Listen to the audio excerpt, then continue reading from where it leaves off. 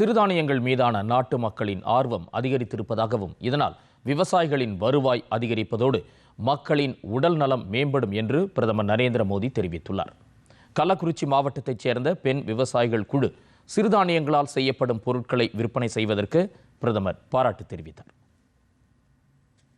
அருணாச்சல பிரதேச மாநிலம் இட்டா நகரில் இளைஞர்கள் குழு ஒன்று தூய்மை பணியில் அதிக கவனம் செலுத்தி பல்வேறு பொது இடங்களில் தூய்மை பணியை மேற்கொண்டு வருவதாக பிரதமர் தெரிவித்தார். இதேபோல் பல மாநிலங்களிலும் குப்பைகளை அந்தந்த பகுதி மக்களே அகற்றி வருவது தொடர்பான சம்பவங்களையும் பிரதமர் எடுத்துரைத்தார். தூய்மை பணியை மேற்கொள்ளும் குழுக்களில் சென்னையில் ஒரு குழு மிக சிறப்பாக பணியை செய்து வருவதாக நரேந்திர மோடி தெரிவித்தார். பல்வேறு மாநிலங்களிலும் மேற்கொள்ளப்படும் தூய்மை பணிகளை பிரதமர் தமது உரையில் குறிப்பிட்டார். மத்திய பிரதேசத்தைச் சேர்ந்த ஜெகதீஷ் பிரசாத் என்பவர் காடுகளில் உள்ள மருத்துவ தாவரங்கள் குறித்த தகவல்களை திரட்டியதையும் அந்த தகவல்கள் வனத்துறையால் புத்தகமாக வெளியிடப்பட்டதையும் பிரதமர் சுட்டிக்காட்டினார். தாயின் பெயரில் ஒரு மரம் என்ற இயக்கம் சுற்றுச்சூழல் பாதுகாப்பை கருத்தில் கொண்டு செயல்பட்டு வருவதை சுட்டிக்காட்டிய பிரதமர் தற்போது 200 கோடிக்கும் அதிகமான மரங்கள் நடப்பட்டிருப்பதாக தெரிவித்தார். मध्य प्रदेश में पन्ना जिले के जगदीश प्रसाद आहिरवार जी இவர் காடுகளிலே பீட் கார்டு, அதாவது குறிப்பிட்ட பகுதியின் காவலாளியாக தனது சேவைகளை புரிந்து வருகிறார். காட்டில் இருக்கும் பல மருத்துவ தாவரங்கள் குறித்த தகவல்கள் எங்குமே கூட முறையான வகையிலே பதிவு செய்யப்படவில்லை என்ற எண்ணம் ஒரு முறை பணியின் போது அவருக்கு உதித்தது. ஜெகதீஷ் அவர்கள் இந்த தகவல்களை அடுத்த தலைமுறையினருக்கு கொண்டு சேர்க்க வேண்டும் என்று விரும்பினார். ஆகையால் அவர் மருத்துவ தாவரங்களை அடையாளம் கண்டு அவற்றின் பதிவுகளை ஏற்படுத்துவதை துவக்கினார். அவர் 125க்கும் மேற்பட்ட மருத்துவ தாவரங்களை அடையாளம் கண்டார். ஒவ்வொரு தாவரத்தின் படம், பயன்கள், அவற்றின் இருப்பிடம் பற்றிய தகவல்களை திரட்டினார்.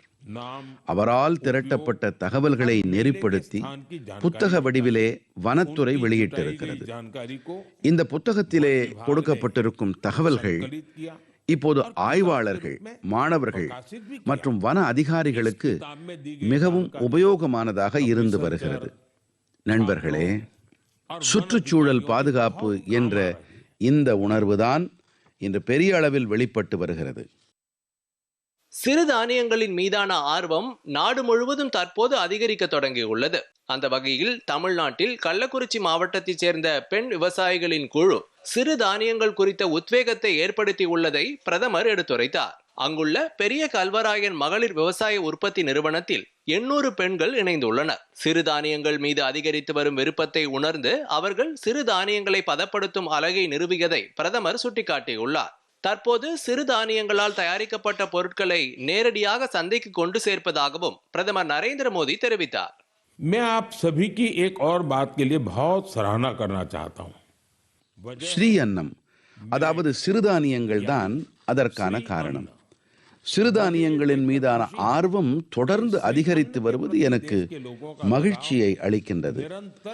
2023ஆம் ஆண்டினை சிறுதானிய ஆண்டாக நாம் அறிவித்திருந்தோம்.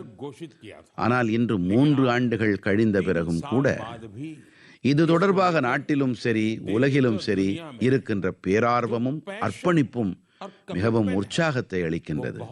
நண்பர்களே, தமிழ்நாட்டின் கள்ளக்குறிச்சி மாவட்டத்தைச் சேர்ந்த பெண் விவசாயிகளின் ஒரு குழு உத்வேக காரணியாக ஆகிவிட்டது. இங்கே பெரிய கல்ராயன் சிறுதானிய FBCயுடன் கிட்டத்தட்ட 800 பெண் விவசாயிகள் இணைந்திருக்கின்றார்கள்.